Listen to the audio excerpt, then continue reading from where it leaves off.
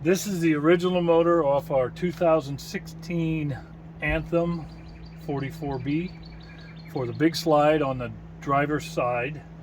It got to where it would not go out. I had to push and help the slide out as my lovely assistant held the button.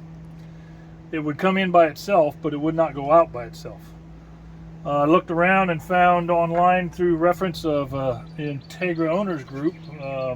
Friend told me about these on Amazon. I found one that I ordered, and here's what I found they're supposed to work like.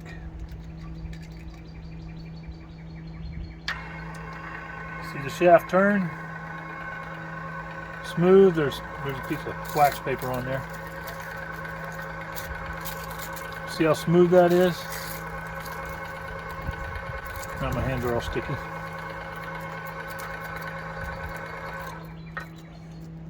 This is the motor I took off. And watch how it turns.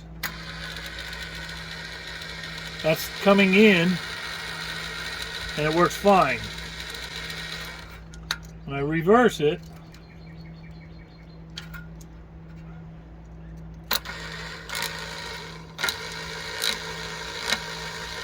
see that?